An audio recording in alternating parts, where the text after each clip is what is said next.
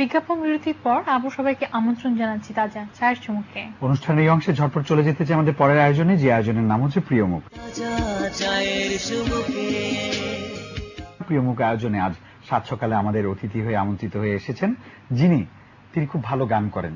তার গান শুনবো, তার সঙ্গে আড্ডা দিব। তার নাম হচ্ছে খাদিমুল ইসলাম। চলুন কথা বলি আমাদের আজকের অতিথির সঙ্গে। শুভ সকাল ভাইয়া। শুভ সকাল, কেমন আছেন? জি আলহামদুলিল্লাহ ভালো। একটা গান শুনবো আগে, আড্ডার আগে। অবশ্যই গান হবে। তো তার আগে এই প্রভাত রাঙা সকালে আমি এটিএন এর এই দর্শক শ্রোতাদের আন্তরিক শুভেচ্ছা এবং অভিনন্দন জানাই। মানুষের জীবন তো খুব সংক্ষিপ্ত, তো এই জীবনে অনেক চাওয়া পাওয়ার থাকে।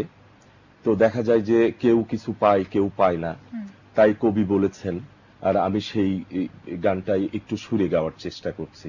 একটা জীবন ছোট গল্প, মনে জাগে কত আশা, মিছে মায়ায় ভালোবাসায় বালুচরে বাঁধি বাসা। খুব সুন্দর, চমৎকার। কি ধরনের গান করা হয় আমি কি বলে নেই? একদম আমি এটাই জিজ্ঞেস করতে যাচ্ছি, কি ধরনের গান করতে পছন্দ করেন? আমি মূলত প্রথম দিকে যখন গানের শুরু, তখন ওস্তাদের কাছে বিভিন্ন ধরনের ক্লাসিক্যাল গানের তালিম নিতে হয়েছে। তবে আমি রেডিও বাংলাদেশে যেহেতু আধুনিক গানের প্রোগ্রাম করি, এখন মূলত আধুনিক গানটাই আমি বেশি করি। গরম চা আপনার জন্য অপেক্ষা করছি, গরম চাটা খেয়ে। ধন্যবাদ ম্যাম। গরম চা।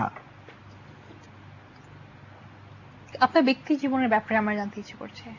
আমি ব্যক্তি জীবনে পুলিশ ইন্সপেক্টর। আচ্ছা। আমি সোনারগাঁর মোড়ে ট্রাফিকের দায়িত্বে আছি বর্তমানে। তো সবচেয়ে বড় ব্যাপার হচ্ছে, ইতিপূর্বে আমাদের যারা কর্মকর্তা ছিলেন, তারা এই বিভিন্ন কালচারাল বিষয়গুলোকে যেভাবে মূল্যায়ন করতেন, বর্তমানে আমাদের সবুজ সুন্দর মনের অধিকারী যে সকল পুলিশ কর্মকর্তা এখন আমাদের দায়িত্বে আছেন, বিশেষ করে আমাদের আইজিপি মহোদয়, আমাদের কমিশনার মহোদয় সহ আমার ডিসি ট্রাফিক পশ্চিম, আমার এসি ট্রাফিক তেজগাঁ, প্রত্যেকটা মানুষ এত ভালো মনের মানুষ তারা। এবং তাদের কথা একটাই, সেটা হচ্ছে যে আপনি নিজের সেবা কতটুকু দিলেন, তার চেয়েও বেশি বড় কথা হচ্ছে যে মানুষের সাথে কত সুন্দরভাবে আপনারা আচরণ করলেন, ভালো ব্যবহার করলেন।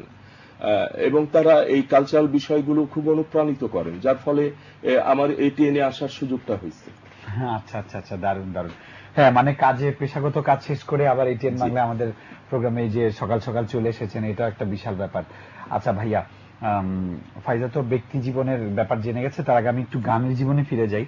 যে গানটা আসলে কবে থেকে গাওয়া হয় আপনার, কিভাবে আসা গানের জগতে? মূলত মানুষ তো মায়ের কোলে যখন ভূমিষ্ঠ হয়, তখনই সপ্তসুরের মা বলে চিৎকার করে গানের শুরুটা হয়। তো আমি সেভাবে খালি গলায় গান করতাম ছোটবেলা থেকে। তো কলেজে কালচারাল প্রোগ্রামে আধুনিক গানে আমি খালি গলায় গানটা, বশির আহমেদের এই শহরে যেদিন আমি প্রথম এলাম, এই গানটা করার পরে কেন জানি না কর্তৃপক্ষ, বিচারক মন্ডলী আমাকে ওই সময় প্রথম পুরস্কারে পুরস্কৃত করে। আচ্ছা। এবং আমার বাংলার টিচার অরুণ কুমার স্যার আমার হাত ধরে ওস্তাদ রুহুল কুদ্দুস সাহেবের কাছে আমাকে প্রডিউস করেন। তারপর থেকে আমার তারপরে আমি আরো অন্যান্য ওস্তাদের কাছে পর্যায়ক্রমে গান শিখছি, এখনো শিখি। খুবই শ্রদ্ধার সাথে বলতে হয়, ওস্তাদ সাব্বির মোকাম্মেল, ওনার কাছে এখনো আমি শিখি। এবং আমার যে গানগুলো আমি ইতিপূর্বে পরিবেশন করলাম, এগুলো আমার নিজের লেখা, নিজের সুর। এই ব্যাপারে ওস্তাদ সাব্বির মোকাম্মেল আমাকে প্রচুর উৎসাহিত করেন। আচ্ছা আচ্ছা আচ্ছা আচ্ছা, দারুণ, ব্যাপারটা দারুণ। কখনো কি এরকম ইচ্ছে মনের অবচেতন মনে এসেছে যে আপনার সৃষ্টিকর্মগুলোকে আপনি একটা অ্যালবামে রূপান্তরিত করবেন? অবশ্যই, এই ব্যাপারে প্রক্রিয়াধীন আছে, অচিরেই আপনারা অ্যালবাম পাবেন। আচ্ছা আচ্ছা, আমরা সেই আশায় রইলাম, প্রতীক্ষায় রইলাম, এবং আমাদেরও শুভকামনা রইল। পেশাগত জীবন আর শখের জায়গাটা, এটা তো গানটা আপনি পেশাগত ভাবে গাচ্ছেন না, পেশাগত জীবনে শখটা পূরণ করতে গিয়ে কোনো বাধার সম্মুখীন হয়েছেন? ওই যে বললাম, এখন সবুজ মনের আমাদের সিনিয়র কর্মকর্তারা আসছে। বাধাটা পরিবার থেকেও আসতে পারে? না, পরিবার থেকে আমাকে এই ব্যাপারে উৎসাহ প্রদান করা হয়। তো মূলত আপনি পুলিশ কেন, যে কোনো পেশায় যদি মনে মানবিকতা বোধ থাকে এবং কপালের টিকলি হিসাবে দেশপ্রেম থাকে, তাহলে অসুবিধা কোথায়?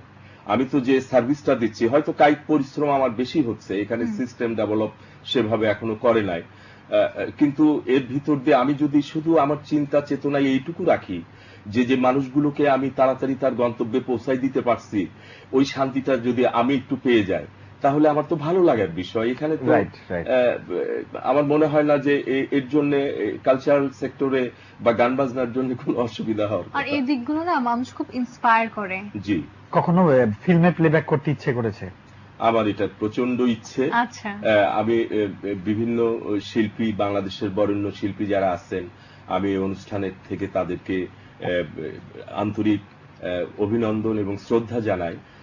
বাংলাদেশে অনেক বরেণ্য শিল্পী আছেন, তাদের গান শুনে আমি ছোটবেলা থেকেই কি বলবো আবেগে আপ্লুত এবং খুবই ভালো লাগে আমার, তাদেরকে মনের থেকে শ্রদ্ধা জানাই। পাশাপাশি এ কথাও বলতে চাই যে আসলে এই বিশ্বটাই কিন্তু একটা সুরের, একটা ছন্দে আবদ্ধ। আপনি দেখেন আমরা এখানে আলাপ করছি, আমাদের আলাপের অন্তরালে যারা ক্যামেরায় কাজ করছে এটিএন এর, তারাও কিন্তু শিল্পী, তাদের কাজের ভিতরে একটা ছন্দ আছে। এক্স্যাক্টলি। চাচুমুখ অনুষ্ঠান থেকে আমি আমার এটিএন এর কলাকুশলী যারা আছেন, যারা পর্দার অন্তরাল থেকে কাজ করছেন, তাদেরকে আন্তরিকভাবে অভিনন্দন জানাচ্ছি। আচ্ছা, আপনাকে অনেক ধন্যবাদ। ফিউচারে একটা প্ল্যান থাকে, মানুষের স্বপ্ন থাকে, তো সেই জায়গাটায় আপনি কোথায় দেখতে চান ফিউচারে নিজেকে? আমার যদি সৃষ্টিকর্তা আমার ভিতর সুর রাখেন, আমার অন্তর যেভাবে প্রসারিত রাখছেন ওইভাবে যদি রাখেন, তাহলে আমি ভবিষ্যতে আরো নিরিবিলি, আরো সুন্দরভাবে, আরো মন বিছিয়ে সুন্দর সুন্দর বাণীতে আপনাদেরকে গান শোনাবো। এটাই তো ভবিষ্যতের ইচ্ছা। আর আমাদের প্রিয় চ্যানেল এটিএন বাংলার কাছ থেকে আপনার এক্সপেকটেশনটা কি? এটিএন বাংলা আমার কাছে শ্রদ্ধার, কারণ এটিএন বাংলার যে দর্শক শ্রোতা মণ্ডলী, তাদের গ্রহণযোগ্যতা থেকেই আমরা এটিএন এর কে সম্মান জানাই।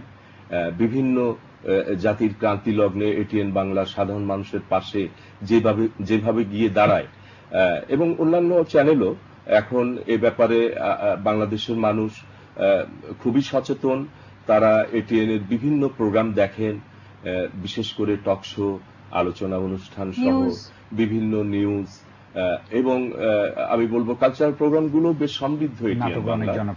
সেদিক থেকে আমি একজন তুচ্ছ মানুষ হিসাবে একটি সুন্দর একটা ফুল ছাড়া এই মুহূর্তে আর কি বা দিতে পারি। আপনাকে অনেক ধন্যবাদ আমাদের প্রোগ্রামে আসার জন্য, সময় স্বল্পতার জন্য আমাদের এখানেই শেষ করতে হচ্ছে, তবে আমরা আবারও আশা করি যে আপনি আবার আমাদের মাঝে আসবেন। এটিএন এর সকল যারা দর্শক শ্রোতা আছেন আপনার মাধ্যমে এবং এটিএন এর মাধ্যমে আমি তাদেরকেও আন্তরিক অভিনন্দন এবং শুভেচ্ছা জানাচ্ছি। আপনাকে অনেক শুভেচ্ছা।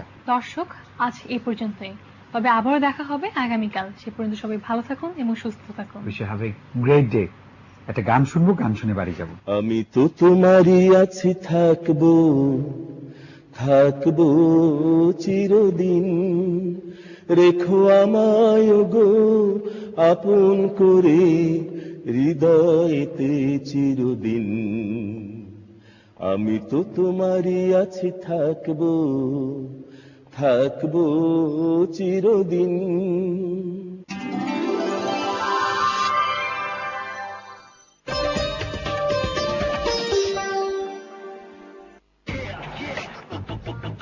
চেহারার কি অবস্থা বানিয়েছিস?